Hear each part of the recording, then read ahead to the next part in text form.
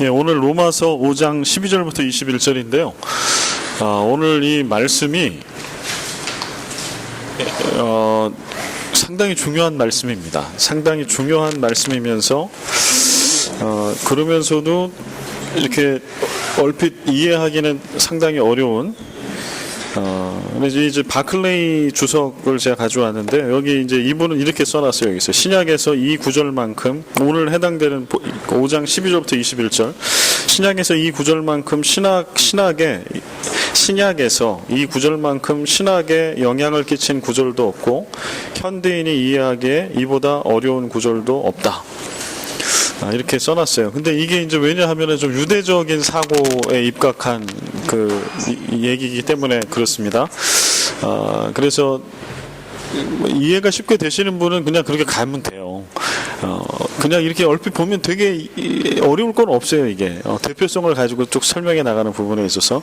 그러나 너무 그냥 당연히 그렇지 이렇게 이해가 되는 분은 너무 당연히 그렇다라고 생각하지 마시고 안에 내용을 좀 깊이 들어와서 좀 보시면 좋겠고, 그 다음에 나는 이게 도무지 이해가 안 된다라고 하는 분은 또 달리 좀 쉽게 오늘 쭉 풀어 나갈 때 좀 접근을 해 나가셨으면 좋겠습니다.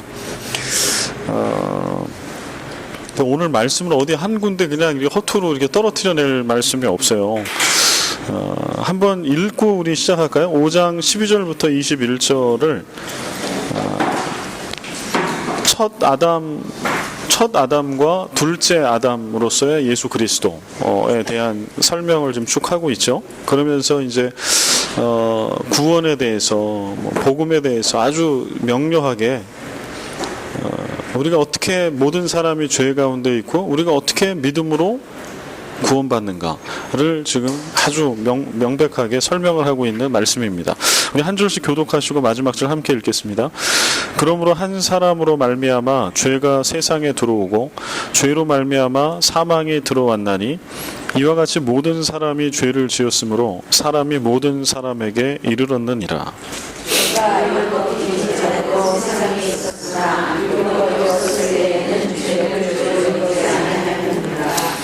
그러나 아담으로부터 모세까지 아담의 범죄와 같은 죄를 짓지 아니한 자들까지도 사망이 왕노릇하였나니 아담은 오실 자의 모형이라.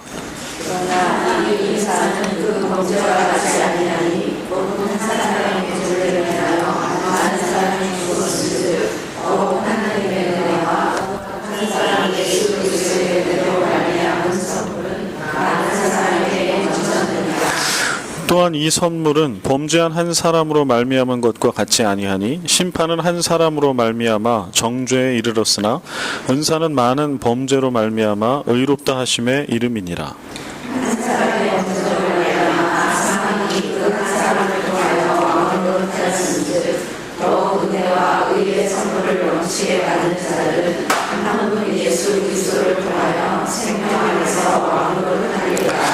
그런즉 한 범죄로 많은 사람이 정죄에 이른 것 같이 한 의로운 행위로 말미암아 많은 사람이 의롭다 하심을 받아 생명에 이르렀느니라. 한 사람이 순종하지 아니함으로 많은 사람이 죄인 된 것 같이 한 사람이 순종하심으로 많은 사람이 의인이 되리라.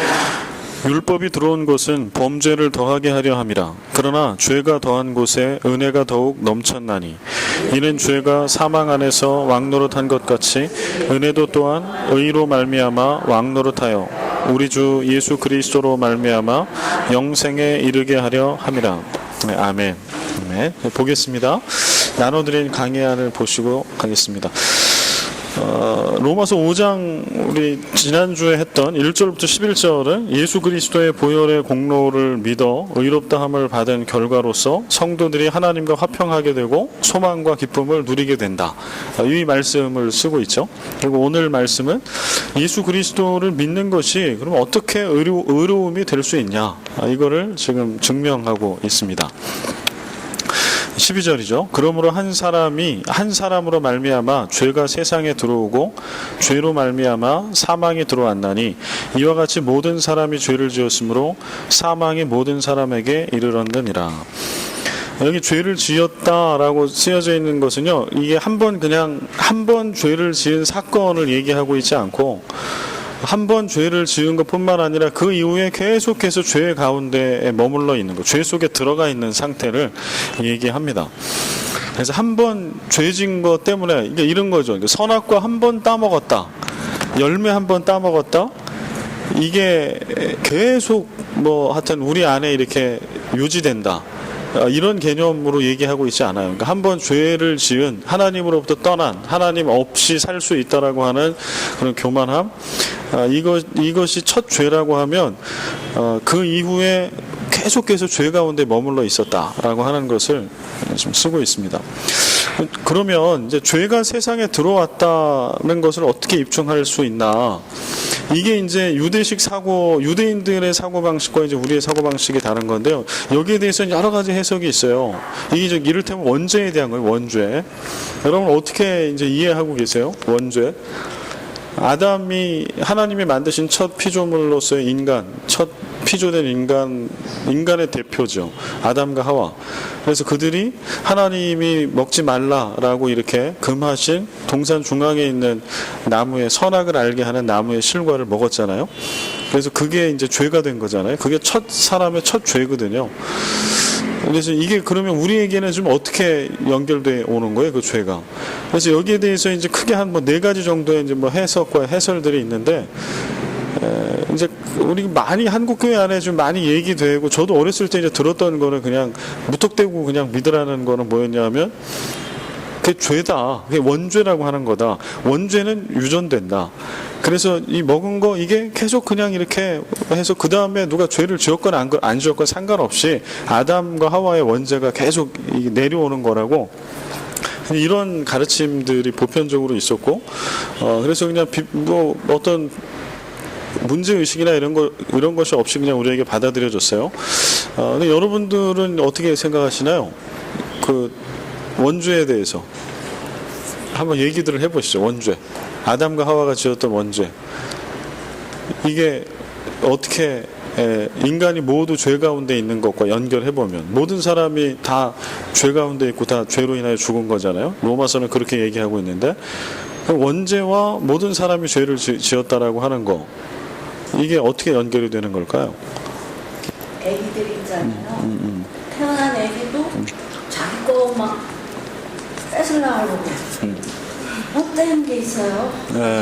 그것만 봐도 문제가 있구나. 하지 않아요. 그렇게. 그래서 깐난 아이, 하여튼 어린 아이, 뭐 학습을 받은 상태가 아닌 아이임에도 불구하고 내 것 뭐에 대한. 하지만 천사가. 네. 그래서 그게 어떤 하나의 그 죄가 되물림된 원죄가 있다, 사람에게 있다라고 하는, 그가 죄를 자의적으로 지었냐 안 지었냐를 떠나서 어떤 계속 뭔가 되물림되는 원죄의 증거가 있는 거 아니냐, 이런 말씀이신 것. 예. 또 한번 자유롭게 얘기를 한번 해보시죠. 그리고 정답을 뭐 틀렸냐 맞았냐를 얘기하려고 하는 건 아니고요. 어떻게 이해들을 하고 계시고 하는지.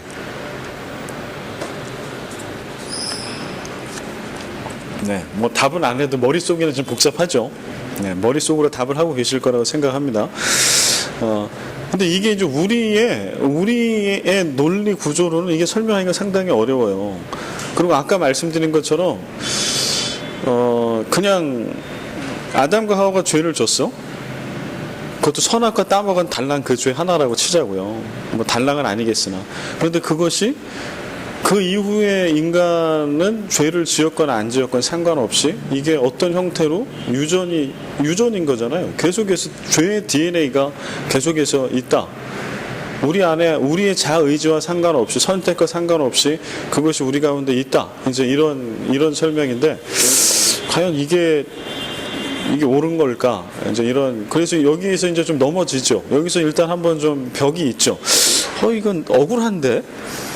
아니, 뭐 과일 하나 따먹어, 이거 어떤 죄 좋아하고 하나님이 명령하신 걸 어긴 거니까 거기까지는 일단은 수긍이 되는데, 그 다음에 이게 어떻게 계속해서 모든 인류에게 다 유전이 되냐, 그런 법이 어딨냐가 이제 좀 우리를 깨끗하지 못하게, 이렇게 아멘 그러고 받아들이기가 좀 어려운 그런 상태죠. 근데 이제 이게 유대적인 사고에서는, 유대인들의 사고에서는 이게 아주 어렵지 않아요. 그리고 사실은 지금 제가 써드린 내용인데요.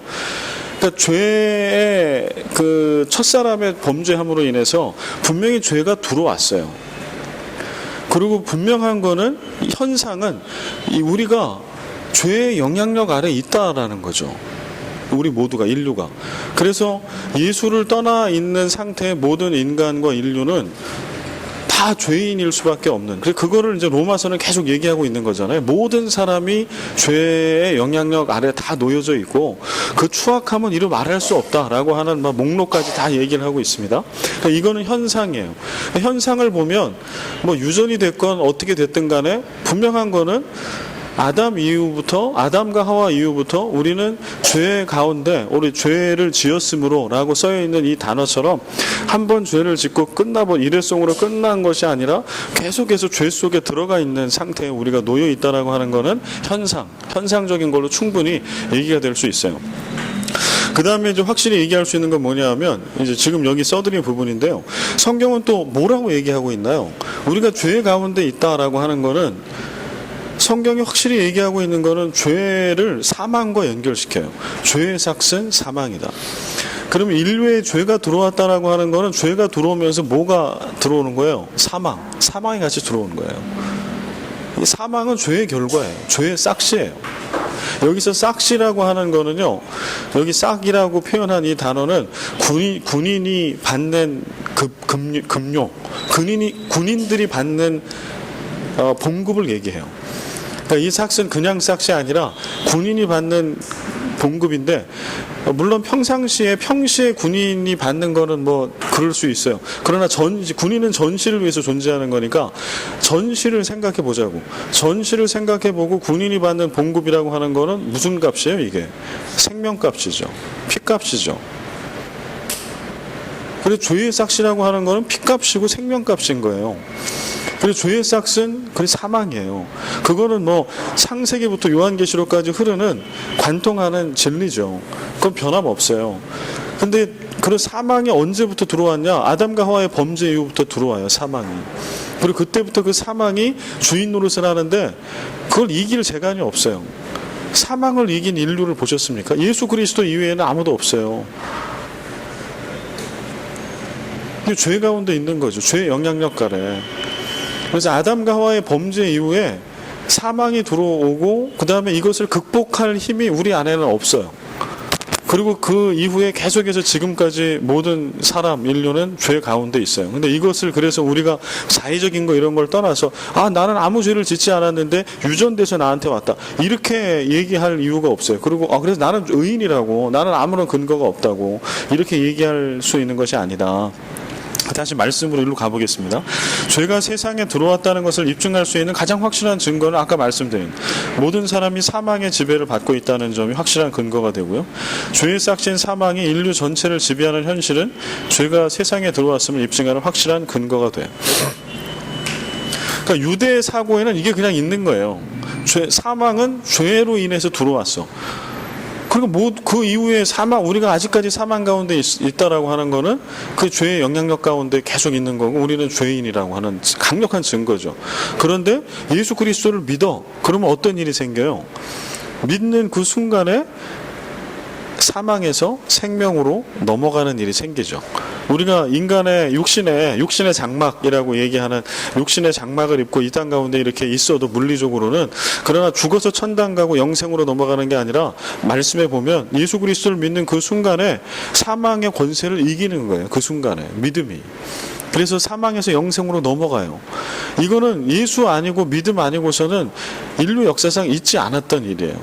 그래서 이게 죄를 이기는 거고 사망을 이기는 거고, 그래서 그리스도 안에 새로운 피조물로 다시 뉴크리에이션으로 다시 탄생하는 순간이죠. 이건 전혀 존재가 달라요. 이게 예수를 믿는다라고 하는 의미예요. 그래서 예수 밖에 있으면 무조건 죽어요. 예수 안에 있을 때만 살아요. 이게 오늘 새벽에도 제가 설교했지만 이게 복음이고 진리예요. 기독교 진리. 그래서 예수 밖에 있으면 죽음이에요. 여전히 그걸 이길 힘이 우리 가운데 없고, 사망은 여전히 왕노릇하고 있기 때문에 예수 그리스도 재림주로 오셔서 완전히 다시 한번 완전한 하나님의 나라가 이루어지는 그 전까지 그렇게 돼 있어요. 그래서 오늘 우리가 예수 바깥에 있으면 반드시 죽는 것인데 이거에 대해서 우리가 무뎌.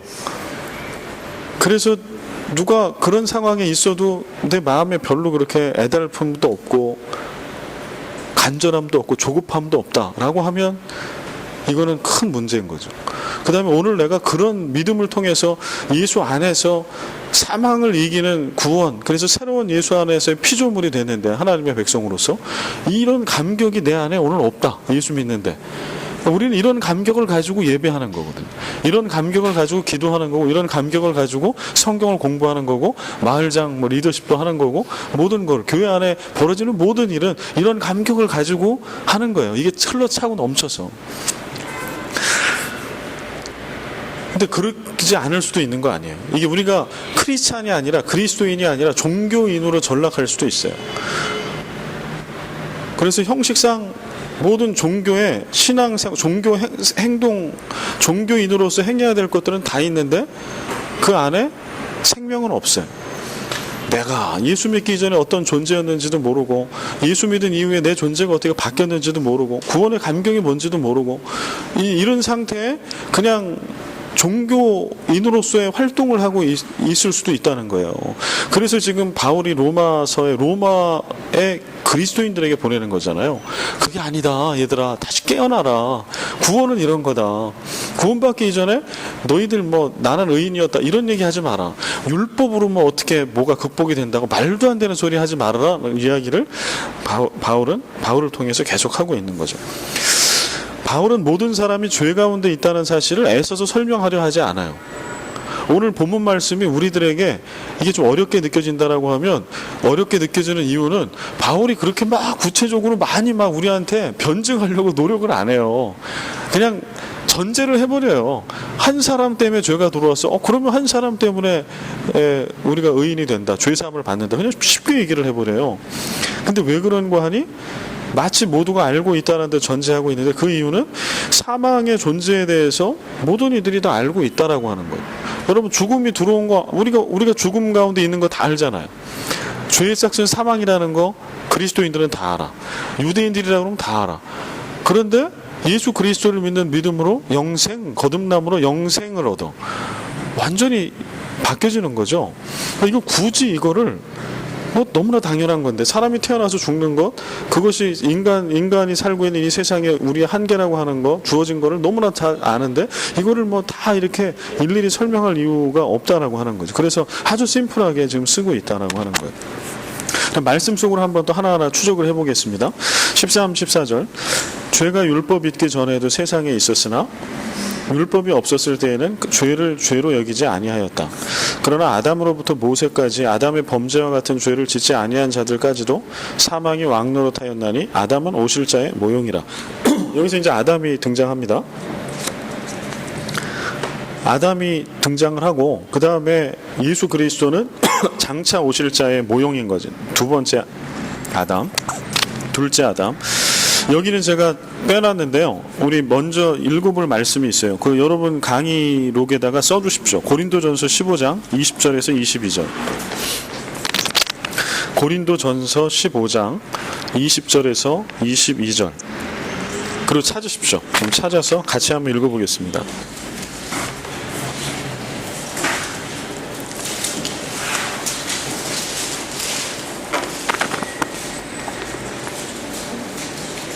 고린도전서 15장 20절에서 22절. 우리 한 목소리로 함께 읽겠습니다.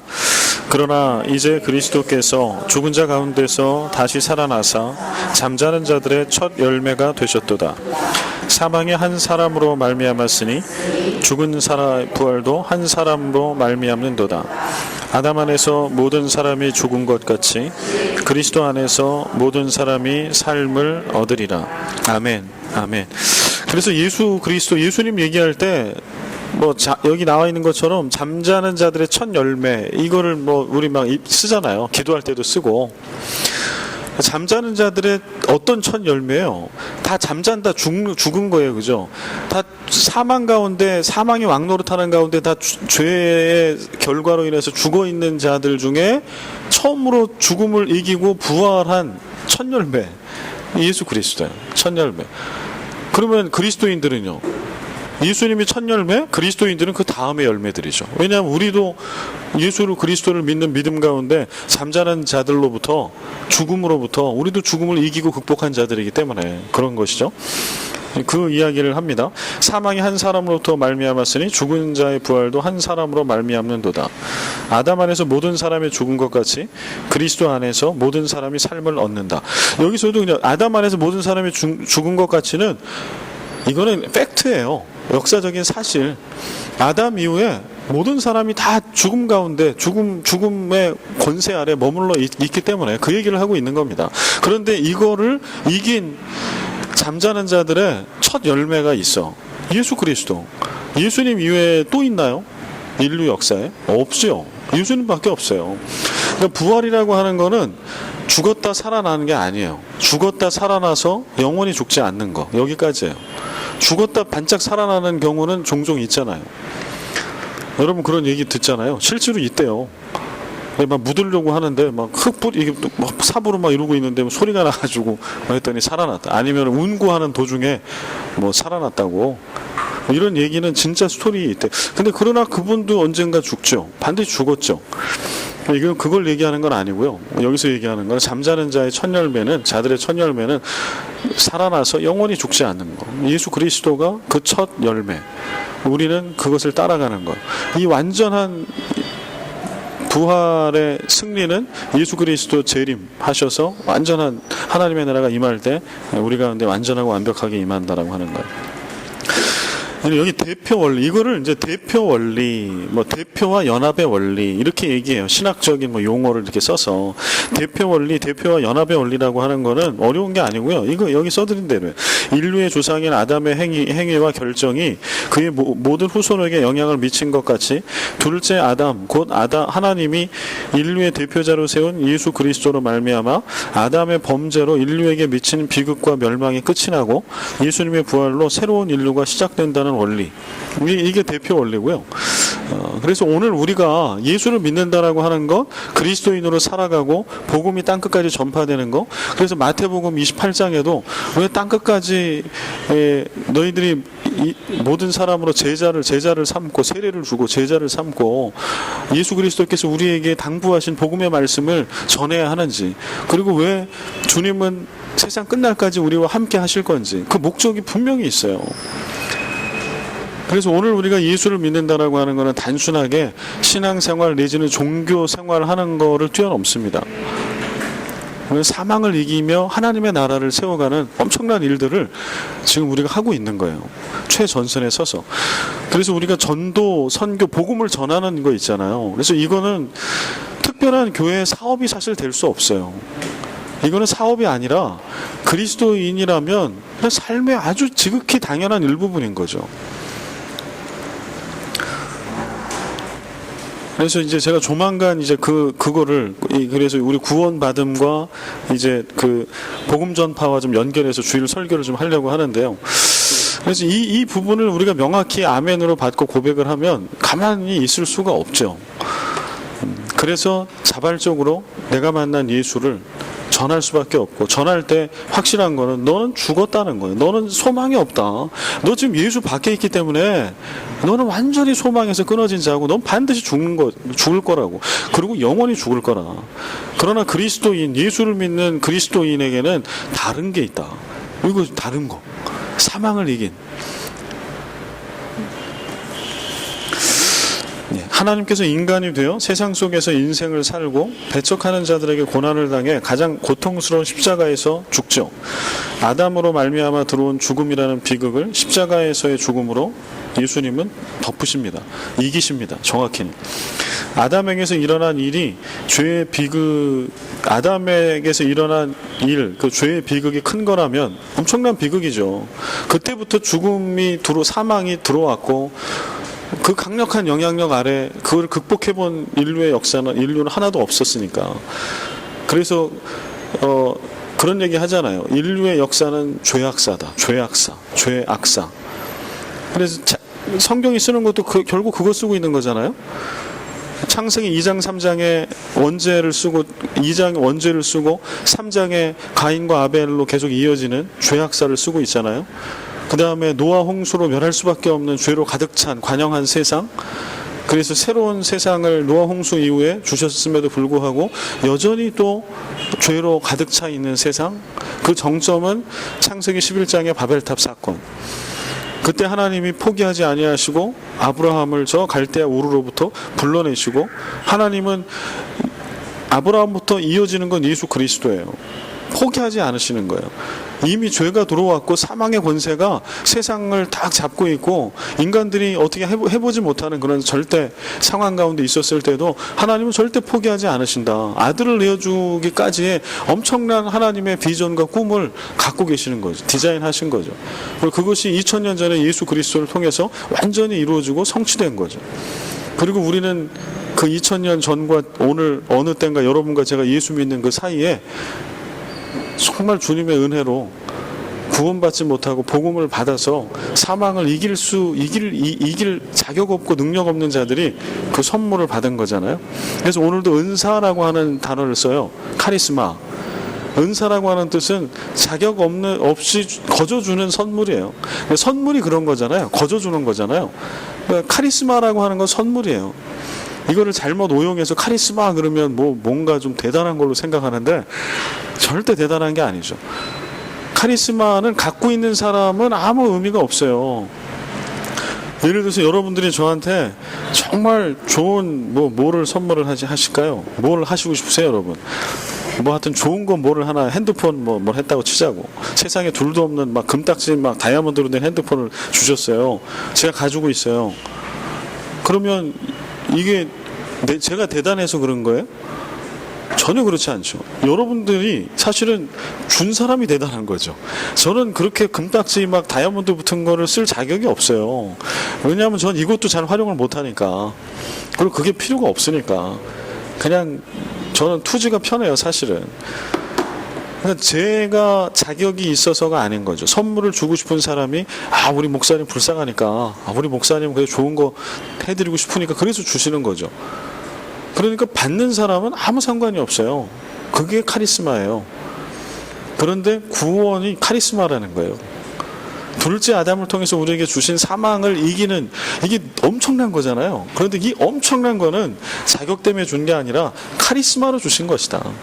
그냥 하나님께서 은혜로 자격 없는 자에게, 갚을 능력 없는 자에게 그냥 거저 주신 것이다 라고 오늘 로마서 말씀은 그걸 쓰고 있어요. 담담하게. 그래서 이 말씀이 이 성경, 아까 이제 그 바클레이라고 하는 성경학자가 얘기한 걸 제가 인용해서 읽어드렸잖아요. 엄청난 영향을 끼친 말씀, 이 짧은 이 9절 10절이 그런 데서 나온 것이죠. 아담에게서 일어난 그 죄의 비극이 엄청난 거라고 하면 우리와 같이 죽음에까지 따라서 내려와, 우리와 같이 죽음에까지 따라 내려와 우리를 역전시킨 하나님의 결정, 그 능력, 예수 그리스도의 성육신하심과 그 사랑, 그 은혜, 그 은총, 이거 얼마나 큰 건가요? 그래서 우리가 예수를 믿는다, 또 같은 그리스도인이 된다라고 하는 것은 이 엄청난 고귀한 것을 다 받은 사람들이기 때문에 우리는 우리 안에 그런 동료 의식이 있어요. 그래서 믿음 안에 한 가족이 되는 거예요. 우린 다 같이 그런 은혜를 다 같이 받은 사람들. 그래서 1달란트, 3달란트, 5달란트 비율을 얘기할 때 그 달란트라고 하는 거는 어마어마한 액수예요. 1달란트만이라고 하더라도. 그러니까 모든 그리스도인은 달란트를 주인에게 받았다라는 얘기. 이게 되게 중요해요. 그런데 그 받은 거를 귀하게 생각을 안 하는 거죠. 그리고 그것을 주신 주인의 뜻을 오도하고 왜곡하는 게 문제인 거죠. 그래서 그 엄청나고 놀라운 것을 주셨음에도 불구하고 누구는 그냥 땅에다 파묻어놔. 주인을 왜곡하는 거예요. 나중에 주인께서 야, 너 이거 어떻게 했어? 그럴 때 나는 이거 혹시라도 이거라도 잃어버리면 안 될까 봐 그냥 묻어놓고 사는 거죠. 구원의 기쁨과 감격도 없이 뭐도 없이 그냥 그렇게 살아가는 거. 마치 그냥 나는 태생이 그렇게 은혜를 받을 자격이 있어서 구원받은 것처럼, 예수 믿은 것처럼 그냥 그렇게 사는 거예요. 남들과는 아무런 무관하게. 어떤 영향력도 발휘하려고 하지 않고, 입을 떼서 예수를 얘기하려고 하지 않고, 복음을 살아내려고 하지 않는. 그런데 그 달란트를 남겨내는 자들은 그런 자들이 아니죠. 그게 너무나 귀한 걸 알기 때문에 치열하게 살아내는 거죠. 그 주인의 사랑과 은총을 기억하면서 치열하게. 그럴 때 열매를 맺죠. 하나님의 나라가 확장되죠. 동일한. 얼마나 큰 건가. 한 달란트가 됐든 하여튼 엄청난 은혜를 우리는 받았다. 시간을 역순으로 사용하시는 하나님. 구원이라는 결과는 이미 일어났어요. 예수 안에서의 구원, 예수 안에서의 승리는 이미 우리에겐 과거 완료죠. 이미 예수님께서 십자가에 달리시면서 사망 권세를 이기시고 잠자는 자들의 첫 열매가 되신 그 순간에 구원은 완성된 거예요. 우리 때문에 죽으신 예수님으로 인해 허락된 구원을 우리는 그 후에 알고 믿게 되는 것뿐. 그러므로 구원에는 감사가 있을 뿐 자신을 자랑하는 일은 있을 수가 없다. 그러나 우리는 믿음을 가진 자기 자신을 자랑하고 싶어 하죠. 그래서 가장 크게 나타나는 우리를 이 믿음과 구원에 있어서 나를 자랑하고 싶은 본능이 우리가 보다 꿈틀거릴 때 나타나는 가장 큰 부작용은 뭔가 하니 이거예요. 나는 믿었고 너는 안 믿었다라고 하는 거. 이거를 구분해. 나는 믿었고 너는 안 믿었다. 나는 구원받았고 너는 구원받지 않고 너는 저 죄와 사망과 지옥불에 떨어져 있다라고 딱 선을 그어버리는 거예요. 너희들은 그래서 너희들은 아주 태생이 저주받은 인생인 것처럼 구분하는 거. 그래서 절대 함께 하지 말아라. 오히려 이렇게 얘기하는 거. 왜냐하면 믿지 않는 자와 같이 하면 멍에를 매면 안 되니까. 그 설교 제가 한 거 기억나시나요? 믿지 않는 자들과 멍에를 같이 하지 말라고. 그런 말씀이 아니에요. 근데 그럴 때 부지불식간에 우리 가운데는 이게 있는 거예요. 나는 너보다 나아. 나는 구원 받았어. 너는 못 받았어. 이럴 수 있어요? 우리가 성경 말씀을 알면 절대 이럴 수 없어요. 우리는 카리스마로 받은 거예요. 구원을. 우리는 이미 주님께서 우리가 예수 믿기 이전에 완전히 이루신 구원을 그냥 은혜로 받고 있는 것 뿐이에요. 순종함으로. 사실 여러분 어떻게 예수를 믿게 됐는지 구원파에서 얘기하는 건 이거잖아요. 구원이 얼마나 중요한 건데 구원받은 날, 시간 이거를 모를 수 있냐. 이게 구원파에서 얘기하는 거예요. 그럴싸하지 않아요? 여러분 구원이 이렇게 소중한 건데 집사님 언제 구원받으셨어요? 구원파가 이렇게 물어본다는 거예요. 언제 구원받았냐? 그러면 우리는 언제 구원받았는지를 사실 아는 사람이 잘 없어요. 아주 그 각인되게 큰 어떤 사건이 나에게 있지 않은 한에는 대부분의 크리스찬들은 언제지? 언제? 그러면 어떤 상황에서 구원받으셨어요? 잘 기억이 안 날 수 있어요. 그런데 구원파는 이제 그거를 그렇게 끌고 들어가가지고 그럴 수는 없다. 그래서 이제 자신들의 어떤 교리에 따라서 구원을 이제 틀로 만들죠. 제가 구원파 교회 군대 있을 때 한번 간 적이 있는데 하나님의 섭리가 참 놀라운 게 제가 군대 쫄병 때 교회를 가게 해달라고 일주일을 이제 금식을 했어요. 군대 가서. 군대에서 금식은 큰일 납니다. 군대에서 금식하면. 왜냐하면 군인은 비품이기 때문에 제 기능을 해야 되는데 안 먹어. 그러면 제 기능을 할 수 없잖아요. 그러니까 이거는 사실은 안 되는 거예요. 군인으로서 하면 안 되는 거예요. 근데 여튼 저는 그냥 무슨 뭐가 용기가 있었는지 그냥 쫄병 가자마자 그냥 생각했어요. 내가 이래서 주일 성수를 이렇게 하지 않으면 나는 할 수 없다. 그래가지고 그냥 금식을 했어요. 무대포로. 고참들한테 아무 얘기 안 하고 그냥 딱 금식을 했어요. 난리가 났어요. 이렇게. 여튼 그리고 나서 일주일 금식을 하고 확답을 받아냈어요. 너 가라. 근데 이제 제가 하루 3교대를 하는 그 근무를 하고 있었는데 그러면은 주일날 예배를 가려면 어떻게 되냐면 밤새 야간 근무, 미드나잇 근무를 하고 나서 하번을 해요. 그러면 이제 8시 정도 돼요. 그러면 보통은 자요. 그러고 나서 이제 저녁 식사를 먹고 또 근무를 올라가거든요. 잠을 자고. 근데 그 잠잘 시간에 가야 되는 거예요, 교회를. 그러니까 사실은 이 3교대 하는 군인이 자야 될 시간에 교회를 가버리면 잠이 부족하니까 일하는데 차질이 있죠. 그러니까 교회를 못 가게 해요. 일리는 있어요. 나라의 메인 몸이니까. 근데 저는 어떤 일주일 딱 그러고 나서 다 혀를 차고 이제 허락을 해줬죠. 야, 너는 좋다. 너는 앉아도 괜찮아. 일할 수 있냐? 대신에 일하는데 차질 있으면 그때는 너는 빠따다 이제. 알겠다고. 그러고 이제 갔죠. 근데 이제 그렇게 하는 이제 제 모습을 보고서 제대 말년 병장 한 명의 은혜를 받았어요. 제대를 얼마 앞두고 있는 병장이.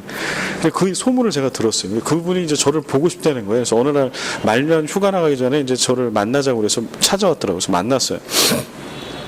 어제 이분이 내가 네가 그렇게 막 쫄병이 와서 막 그렇게 금식하고 근데 주의를 성수하기 위해서 그런 걸 보고 자기가 너무 나태하게 신앙생활한 게 회개가 돼가지고 자기도 교회를 다니기 시작했다는 거예요. 그 부대 앞에. 너무 감사하잖아요. 근데 이제 나중에 들으니까 그 교회가 구원파 교회인 거예요. 그래서 이제 이 고참이 저보고 야 형채야, 너 내가 다니는 교회가 있는데 진짜 좋은 교회라고 나랑 같이 한번 가보자는 거야, 휴가 때.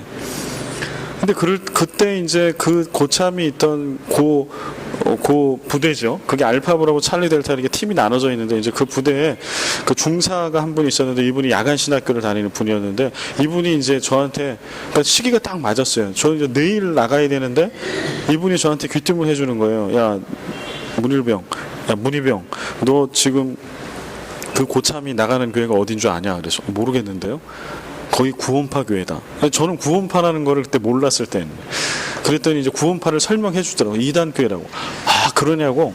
그래서 제가 이제 알고서 갔죠. 알고서 갔더니 이제 그날 벌어진 일이 예배 시간에, 광고 시간에 그 교회 목사님이 이런 광고를 하는 거예요. 우리 축하하고 축복하자고. 그래서 우리 교회 누구누구 자매님이 지난 주간에 이를테면 우리 날짜로 따지면 2017년 1월 29일 날 거실에서 29일 날 오후 1시 31분 거실에서 구원받았습니다. 그럼 다 와 박수를 치고 이렇게 하더라고. 그들에게 구원은 그런 거예요. 그래서 이제 다시 옵니다. 이 스토리에서 구원이 그렇게 돼버리면은요, 이게 옳은 것 같으나 완전히 그런 거죠. 뭘로 지금 돼요? 그렇게 구원받으면 딱 나눠지죠. 나는 구원받았고 너는 못 받았고 안 받았어. 뭘로 나눠져요? 기준, 인위적인 기준이 있잖아요. 자기네 기준이. 구원은 그렇게 할 수 있는 게 아니에요. 이 얘기 하려고 제가 장황한 얘기를 했어요.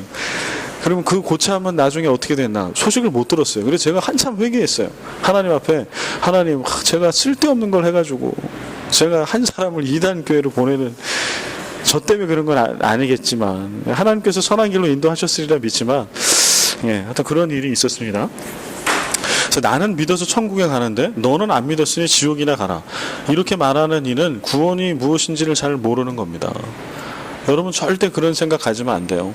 근데 보수적인 신앙, 근본주의적인 신앙으로 갈수록 이게 강해요. 그래서 다 구분을 짓고 서로 이렇게 오염되지 않도록, 가지 않도록만 얘기를 해요.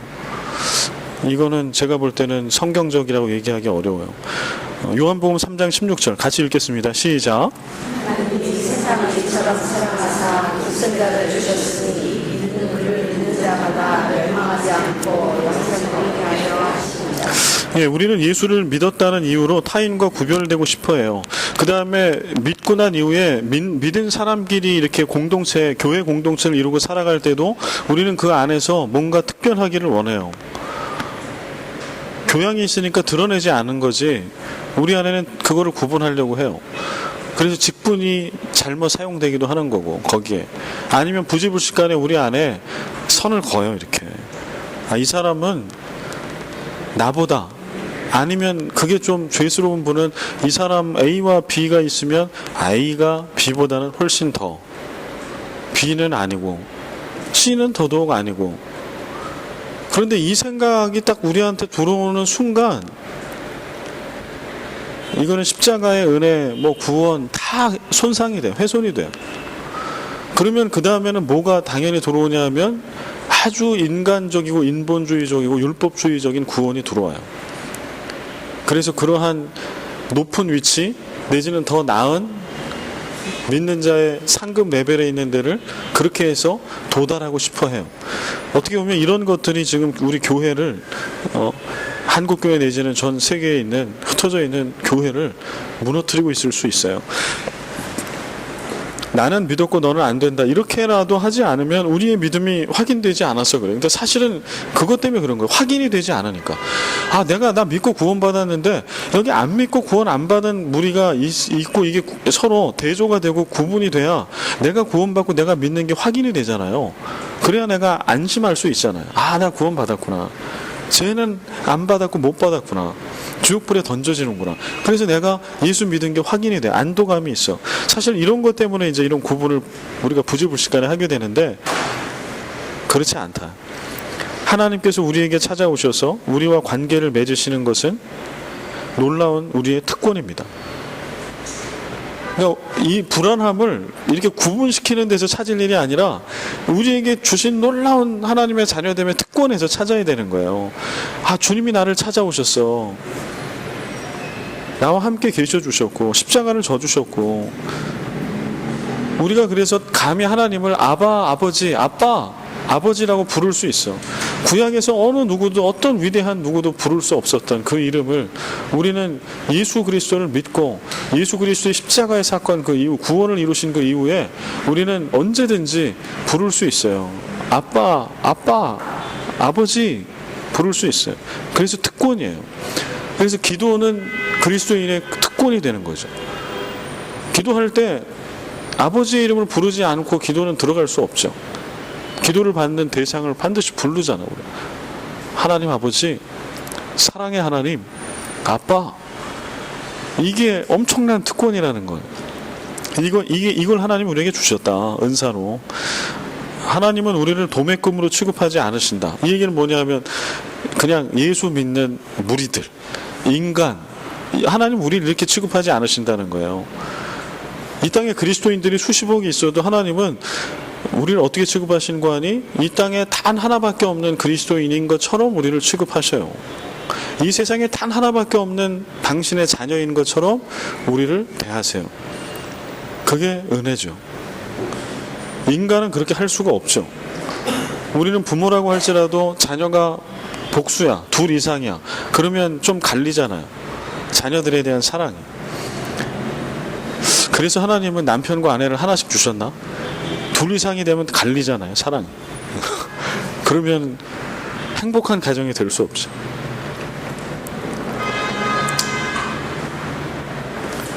각각을 소중하게 대우하셔서 마치 이 세상에 나 하나만 있는 것처럼 찾아오신다. 이처럼 각 개인에게 찾아오셔서 구원을 이루신다. 그래서 이건 어떻게 우리가 간접 체험할 수 있냐면 예배를 드릴 때 동일한 말씀이 선포가 되는데요. 은혜를 받는 순간은 다 개인이 어떻게 고백을 하냐면 그 말씀이 오늘 나를 위해서 특별히 준비하신 말씀인 것 같이 다가왔다. 이렇게 고백을 해요. 신기하죠. 말씀을 준비하고 선포될 때는 단 한 사람을 위해서 결코 하지 않거든요. 그런데 은혜를 받을 때는 그렇게 받아. 그렇게 하나님은 임하시는 거예요. 우리를 찾아오실 때 이 세상에 딱 한 사람 나밖에 없는 것처럼 그렇게 하시고 주님은 다 모든 걸 거시고 우리를 매번 그렇게 찾아오시고 우리와 함께 하신다. 고린도후서 5장 13절부터 15절 같이 읽겠습니다. 시작.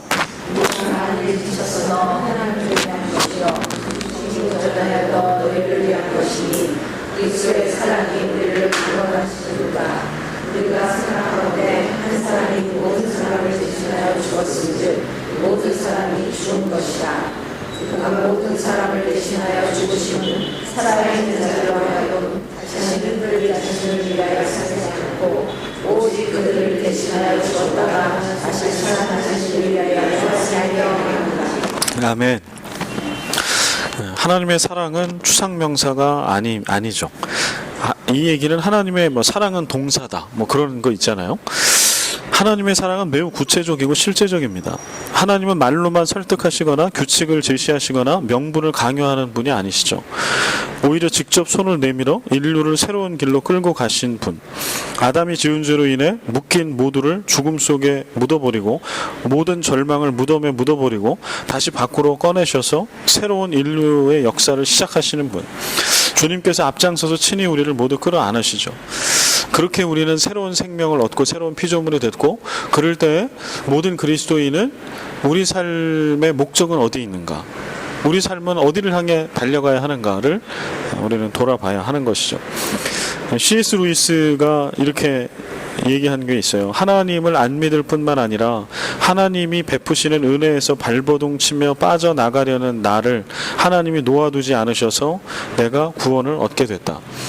근데 이제 이 루이스가 어떤 사람인지를 알면은 이 말씀이 은혜가 돼요. C.S. 루이스는 영국의 대표적인 안티 크리스찬이었어요. 아주 지성인, 변증을 하면서 기독교 진영을 공격했던 그런 아주 뛰어난 지성인. 그런데 그가 예수를 믿어요. 그렇게 고백한 거예요. 그러니까 자신을 생각하면 자신은 예수를 믿을 수가 없어.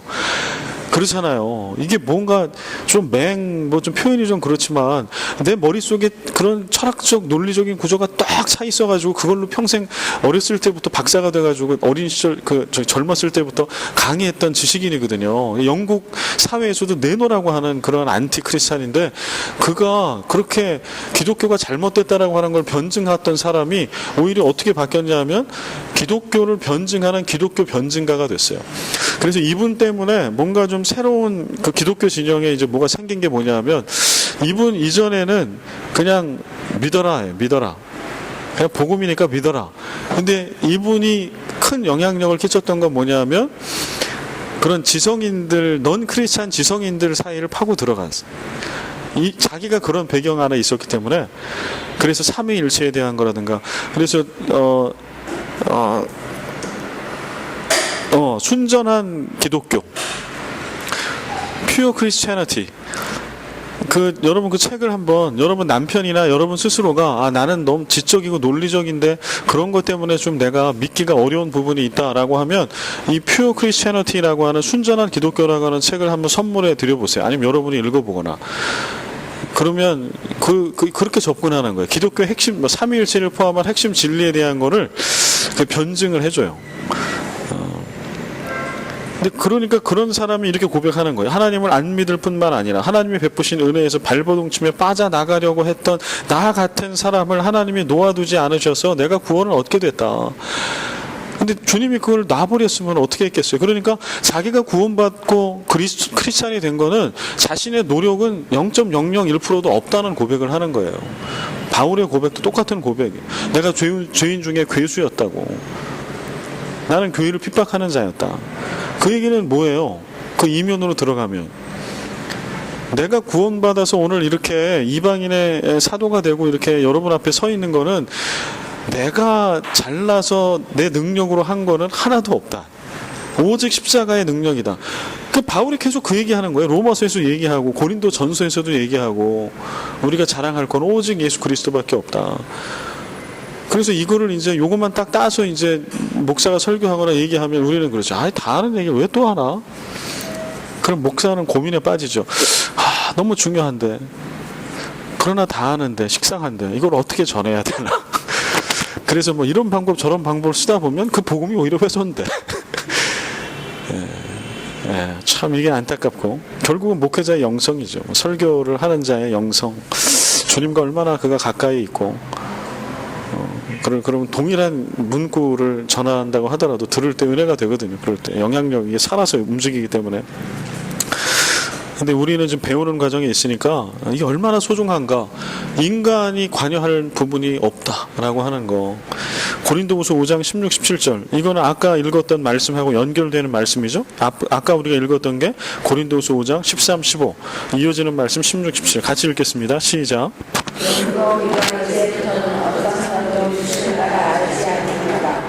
우리가 그리스도를 주는 알았사. 누구든지 그리스도 안에 있으면 새로운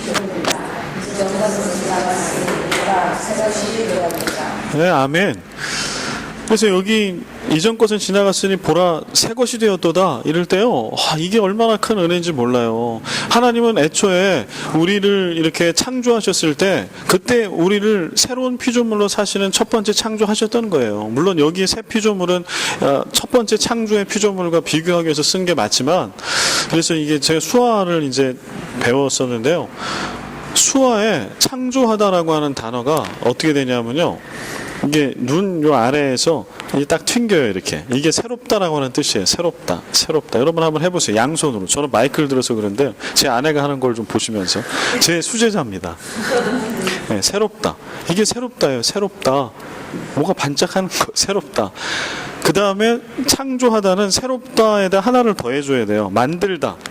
이렇게, 예, 이렇게 두드려요. 이렇게 두드리는 게 만들다예요. 네, 요 위를 이렇게 두드리는, 이렇게 새롭게 만들다, 새롭게 만들다. 이게 창조하다예요. 그 창조 자체에 이미 새로움이 있어요. 당연하죠. 왜냐하면 창조라고 하는 것은 아무것도 없었던 것에서, 무에서 유를 창조하는 거니까, 있어 본 적이 없던 거에서 뭐가 딱 나타나니까 이건 모두 다 새 거죠. 그러니까 창조 안에 새로움이 있어요. 그렇게 하나님께서 우리를 새롭게 창조하셨어요, 사실은. 그런데 죄로 인해서 그 새로움이 깨어진 거죠. 하나님 닮은 형상이 깨어지고 뭉그러진 거죠. 사망의 권세 가운데, 사망이 주인 노릇하게 되는 세상 가운데 지금까지 우리가 예수 믿기 이전에 있었던 거죠. 그런데 그렇게 끝까지 있으면 얼마나 낙심돼요. 그런데 그거를 인간의 몸을 입고 친히 우리를 찾아오시고 십자가를 지시고 죽으시고 부활하시고 오늘 우리로 하여금 또 예수 믿게 하시고, 그래서 예수 안에서 새로운 피조물이 됐다라고 하는 것은 이제 다시 사망의 종노릇을 하지 않는, 여태까지 인류 역사에 아담 하와 이후에 존재하지 않았던 새로운 피조물이 등장하는 순간, 이거 엄청난 사건. 그래서 이거는 뭐 그냥 사람이라고 표현하기 하기 어려워. 둘째 아담, 잠자는 자의 첫 열매, 이렇게 예수 그리스도의 유비를 통해서 설명하는 거죠. 그래서 우리가 지금 살아가고 있는 세상, 거듭난 그리스도인으로 살아가고 있는 세상은 사실은 구원받기 이전에 우리가 살았던 세상하고는 달라요. 똑같은 이 세상이지만 회복이 된 세상, 구원의 세상, 사랑의 세상, 전혀 다른 세상, 그런 세상을 우리는 살고 있고,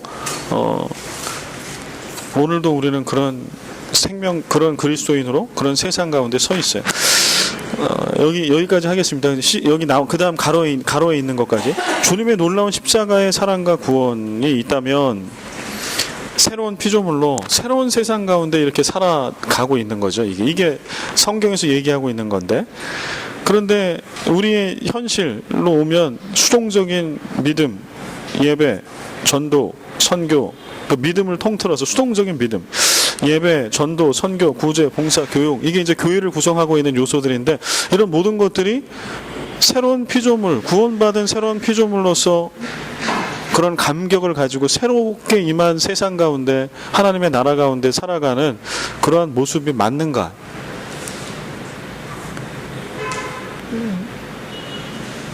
이 고민이 이제 우리에게 던져진 거죠. 여기까지 좀 나눠본 다음에 쉬는 시간 가겠습니다. 어떠십니까? 우리 조금 전에 제가 던져드린, 이제 구원이 뭔지 이제 우리가 충분히 알았잖아요. 예수 안에 새로운 피조물로 거듭났다는 것도 알았고, 그런데 실제로 우리가 예수를 지금 믿고 있는 그리스도인으로 신앙생활하고 있고, 또 가정에서 일터에서 우리가 살고 있는 우리의 모습하고 좀 비교를 하면서 여러분들의 느낌, 고민, 뭐 얘기, 이런 거 한번 얘기해 볼까요? 요건 얘기할 거리가 좀 있지 않을까 싶은데, 이번엔 여기서부터 한번 가볼까요? 2줄부터. 2줄 누가 좀 해주시겠습니까?